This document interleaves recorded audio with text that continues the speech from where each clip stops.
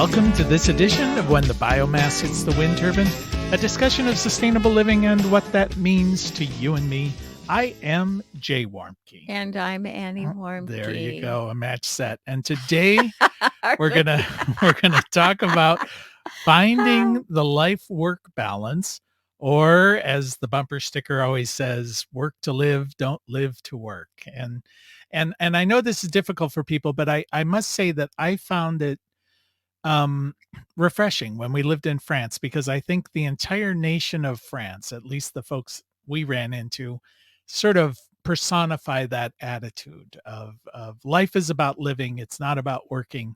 And the Americans are viewed sort of like out the side of their eyes, going, really, that's what you want is to live to work.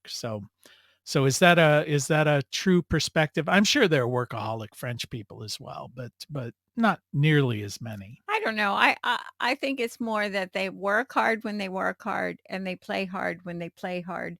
And I don't think, at least my generation, I don't think we know how to do that. I know I struggle with how to do that. I need to take a class or something, but I'm doing better. So, but today's the first day that you can live a little more and work a little less without traumas and without dramas and without big changes that are more scary than enjoyable, and without having to request a leave of absence due to anxiety. Okay, you're saying today, like today, this week, or today in modern society? Today, if you're listening to this, oh, this is the first day, the first day of the rest of your life. Yeah, and so I just want to say, before we talk too much about this, is that I feel like in the last few months, it's been a bit overwhelming in my personal life, because I am somebody who people come to for emotional support. An unpaid counselor. I am, and I plan to keep being an unpaid counselor. Some of the counseling that I do is really around goal setting and where you want to be in 10 years. And even with that, there is so much anxiety and so much pain, and it's gotten overwhelming for me lately. So that's the reason overwhelming for you, not in your personal life, but because other people seem to just be completely crushed by this kind of soul sick society that we're dealing with. Well, I sometimes I feel like they haven't even gotten that far. It's just there are too many choices, and people everybody uses the word anxiety when they're really talking about the fact that they don't seem to be good at planning. They don't seem to be good at relationships. And so it all kind of builds up for them because they don't get along well with others, or they listen too much to bad advice. I mean, there's all kinds of stuff. But one of the things that a certain percentage of the population does is work to find value in themselves. It's like we have so much disconnection to nature and the things that really provide us with health in this life, like good food, being in nature, developing meaningful relationships, and being long term in those relationships. Lots of people have crappy relationships that they'd like to get out of. I mean, every day it seems like somebody calls me about that. You see it on Facebook constantly. Well, I don't.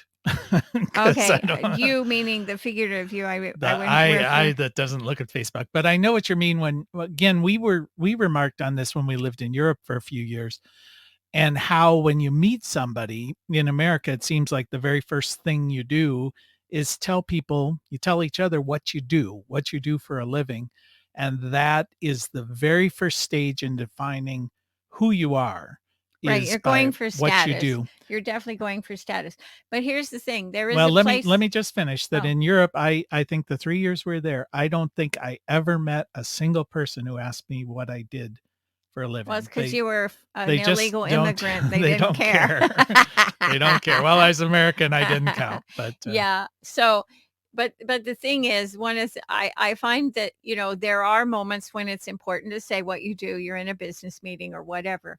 But I'm often able to kind of throw people off balance a little, especially men, when I'm talking with them through my own business, and that it'll be time to. I haven't, I don't know these people well, but I'll have some moment either at the beginning or at the end of the call on the phone to say, "Oh, how are your kids?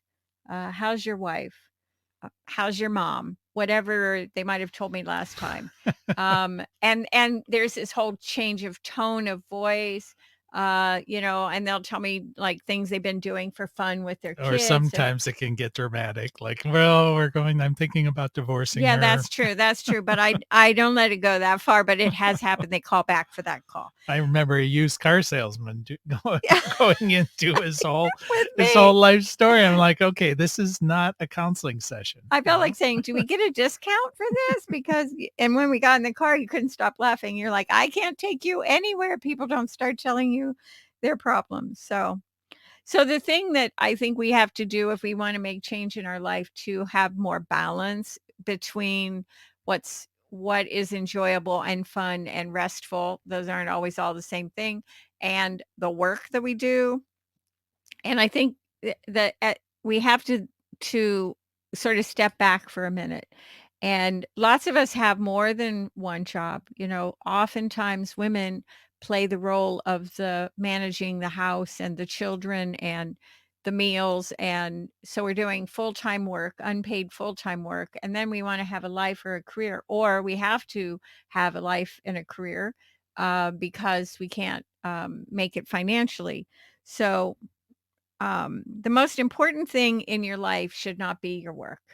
Well, I think tying it back to sustainability, which is what this is all about.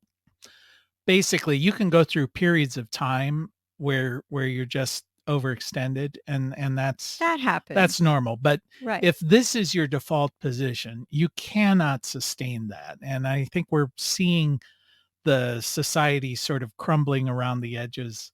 This is a big part of it. There's a whole lot of reasons why our society is all messed up, I think there is this complete disconnect, lack of balance between work and being, just being. Well, we don't learn how to just be.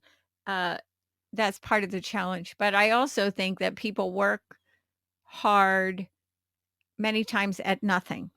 So they say they're working, but they're really doing nothing. So anyway, it shouldn't be that work is the most important thing in our lives. It should never come before our hobbies, our recreation, our loved ones, or our personal life in general. And it seems like that's up until the last 2 generations, that has been the norm in this culture. But I think one thing that COVID has shown us is that the generation of people in their early 30s, down to teens are going to be doing things a lot differently. They don't wanna work 60 hours a week. But again, financially, that makes things change too, because it may mean that you don't buy a house and you live in a setting with lots of people. It changes everything in your life when you decide you're not going to have work as your main purpose. Well, I think there's that tombstone kind of thing, Nobody wants on their tombstone, "I should have worked more hours." That's not the thing that when you come to the end of your days, that's what you were missing. Yeah. So okay, so you and I have already decided, all right, this is a problem, this is an imbalance. So what do you do? What do you do to try and improve this imbalance? Because you do have to work to live. You can't just ignore that part. But you don't have to live to work. So how do you deal with that? What do you do? Well, I think the first thing that you've got to do is recognize how work influences your life. So by doing that, you're basically saying, well, it influences my life through income. That's a challenge, especially if you can't afford the lifestyle that you want or that you're attempting to lead. Your work influences how much time you have left for hobbies and personal life. And it's not just time, but also energy, how much energy. And I think that might even be more so because a lot of people say, oh, I don't need that much sleep or whatever, but you may not have the energy. emotionally or physically to do anything but go to work and come back, especially with long commutes and living in a big city where things are very stressful. Um, your job also influences your satisfaction level and your self-esteem. And because many jobs don't give a sense of purpose, they don't give you a sense of accomplishment. And these are two sustenances we need in life. If we're not doing something that gives us a sense of accomplishment, we're Es probably not going to feel very good es about our self-esteem. especially if that's the major thing in your life, you're spending all of your focus on this, and you're not getting any sense of it out of it, any Yeah. self-worth. Well, even the sort of another side of that is if your only focus is how much money you make, that's just as bad as working too many hours. So we know a lot of people, not personally, but people who that's their whole life that, no matter how much money they have, it's never enough. So they Sure. say, if I just had $600, I could do blah, blah, blah, or I'd feel a lot more secure. Then they get there and they go, well, maybe more like $6,000. And then they get $6,000 and that's not enough. They need 60,000 and on and on and on because that's where their self-esteem lies. And our society reinforces that message, like, if you don't have $2,000,000, you can't retire, to the level that you're expecting or whatever, and I've met a lot of people, professional folks, pretty much without exception, if they went into that business, like insurance salesmen or lawyers especially, primarily to make a lot of money, they're usually very miserable in what they're doing, regardless of how much money they made. Whereas if they went into that work because they loved that work and then happened to make money as a result of it, that's a whole different world. But that's people who do public service work as lawyers. That's not people who are. Nah, we don't pay people to do good things. So work stress is another one, looking at how that influences you. And that's a big problem with health and also in producing anxiety. Also, if you expect to make a certain amount of money and you don't and you can't pay your bills, there's another source of stress. And then your career in general, how does it help you turn dreams into reality or how does it hold you back? And that makes me think more about um, the kinds of things that we need to measure in life. So, we have lots of podcasts where we talk about measuring everything in your life, not just your where you work and how you work, but also measuring your recreation, your access to knowledge, your spiritual beliefs, your time with family, your time with friends, all of those things you want to evaluate and lay against this how work influences your life because otherwise you're just kind of lost and you're going to be whipped around by all the stresses that we experience in this culture. Um, and your job, the point of your job is to give you a sense of accomplishment. That's true, but also to provide you with enough income and stability that you can do the activities you need to do in your life. So it really comes back to that balance. It's always about balance, and it's always about planning. Because I remember once when it wasn't like we'd had enough, but we just really were thinking after, spending time in Central America in a different kind of lifestyle, that we wanted to experience what it was like to step away from this culture for a while. And we thought, "All right, we're gonna sell everything and we're gonna move to Central America." And then along came a big job opportunity for you, and we sat down and we looked at everything and we said, "Look, we can sell everything anytime and we can go. But this is gonna be a great opportunity, Yeah. lots of travel." And your contract said I could travel with you when I wanted to and they would pay. Sure, we could have a midlife crisis anytime, That's so right. And so we didn't do that. We did do it later, not under the same calm circumstances, but we did do that, and that, again, but saying evaluating, saying, "Where's the balance in this? What's the point?" Okay, well, you are listening to When the Biomass Hits the Wind Turbine with Jay and Annie Warmke.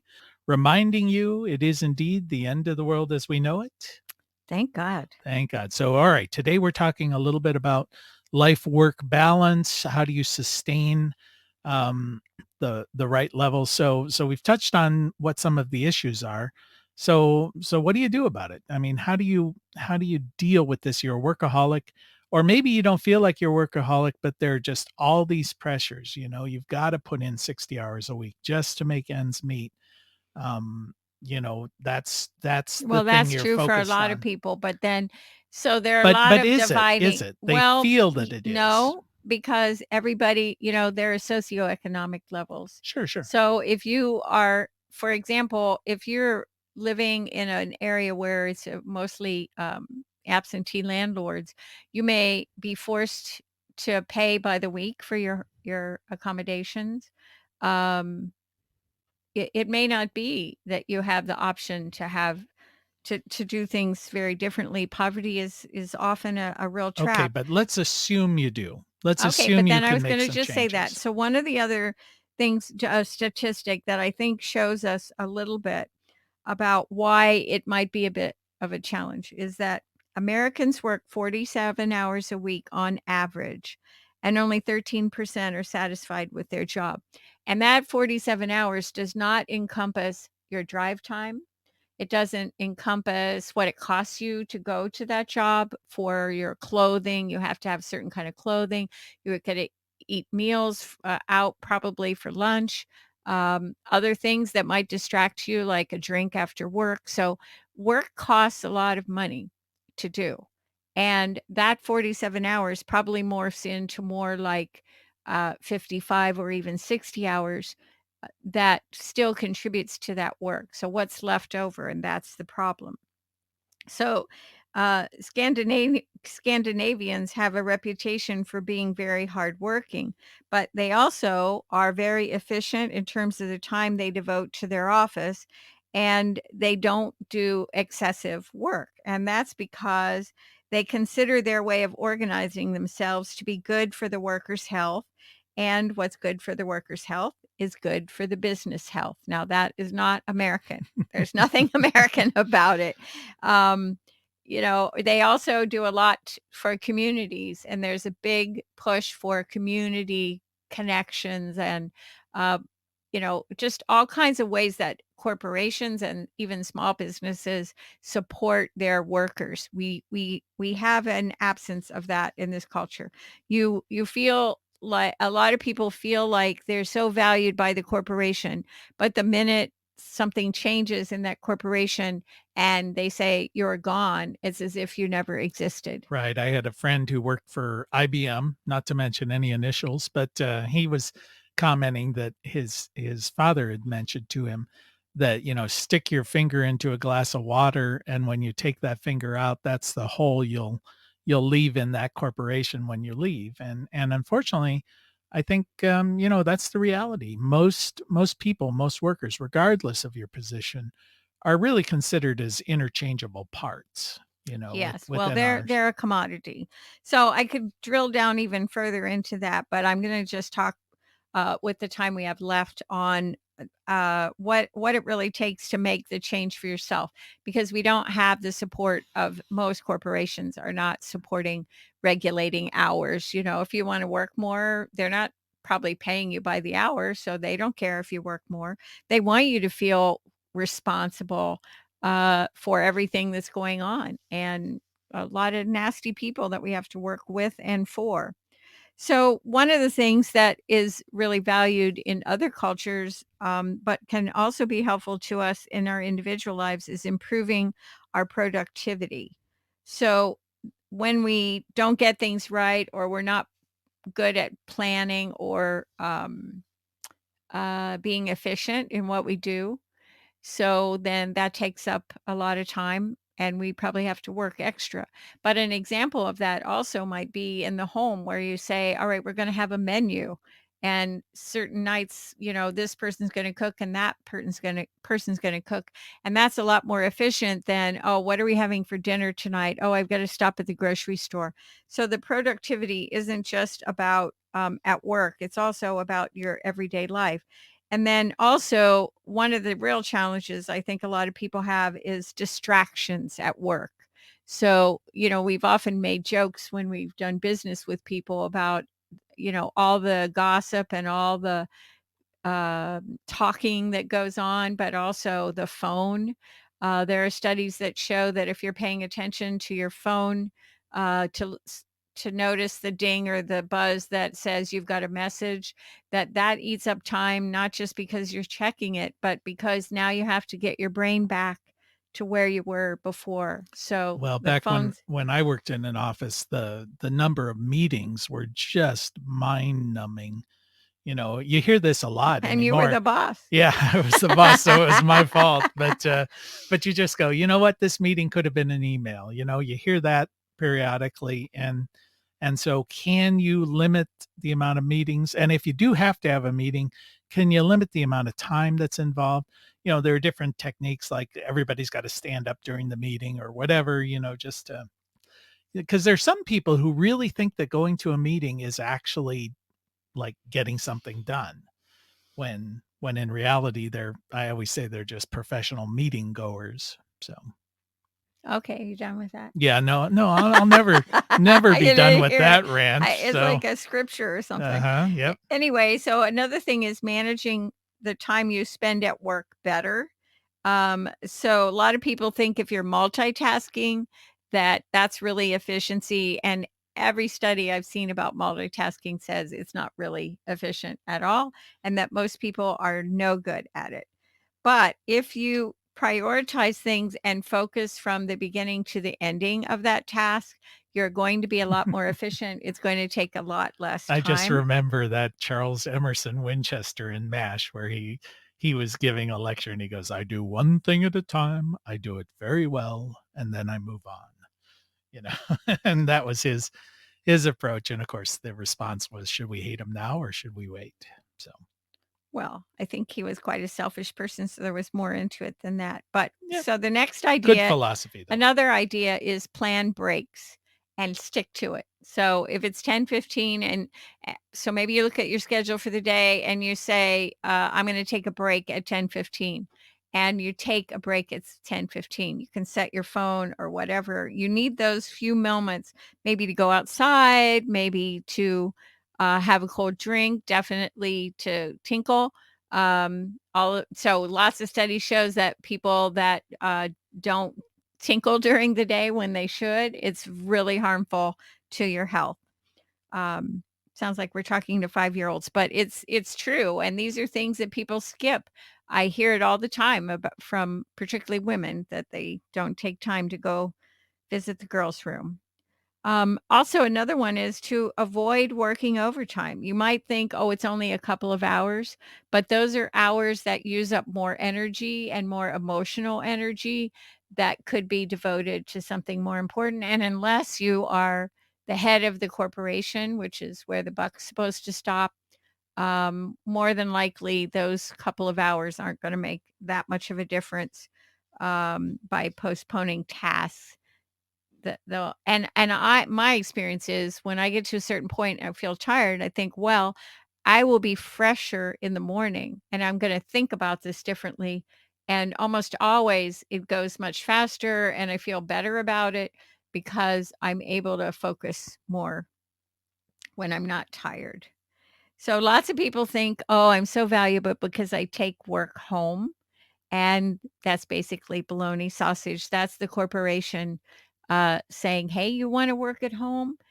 That's fine. We're not paying you. So the more you do, make those phone calls at home, do all these things." And I'm not talking about working at home during the day. I'm talking about you worked your 8 hours and then you drove your hour home or rode the bus, and then here you are and you're still gonna be working. I just take office supplies home. So that's that's my contribution to the Oh, no, you corporation. just switched to watching Jimmy Kimmel or something. Yeah, there you go. Yeah. I can do that at work. No. Yeah, that is what you do at work.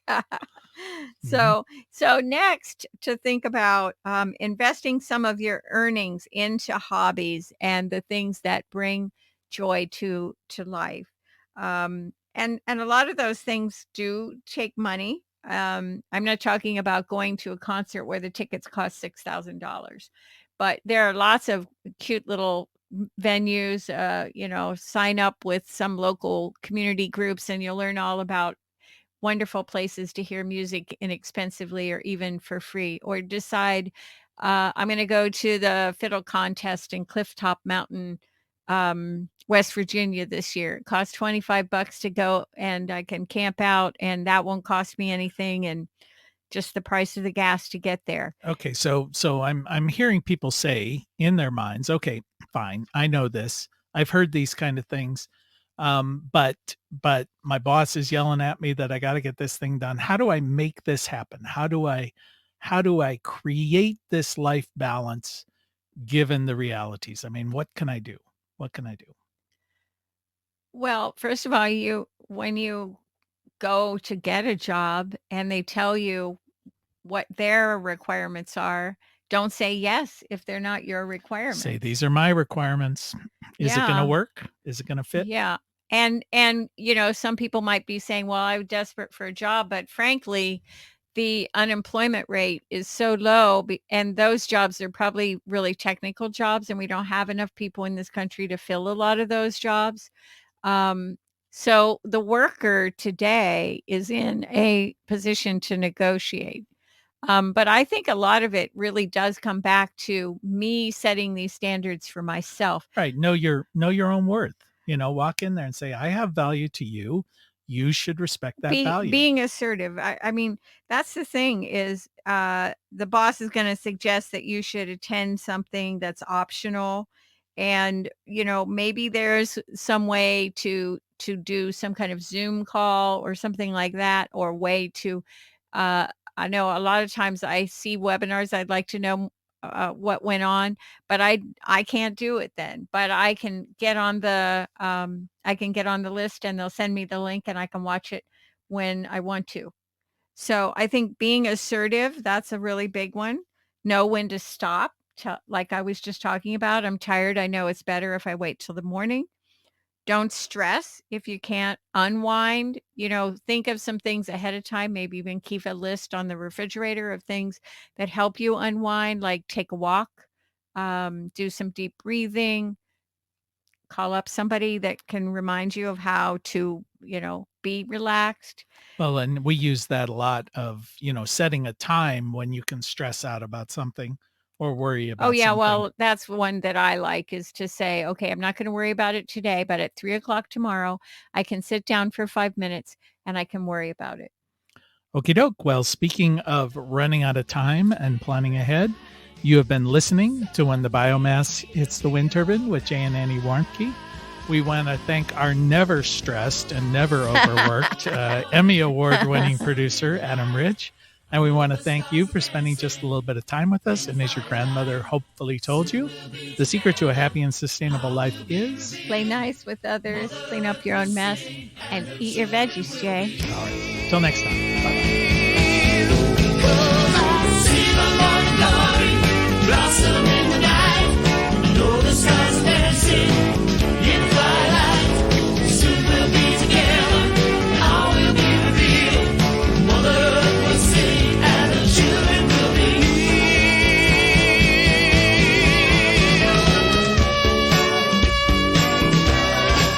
You can find more information on living sustainably in our unsustainable world at bluerockstation.com.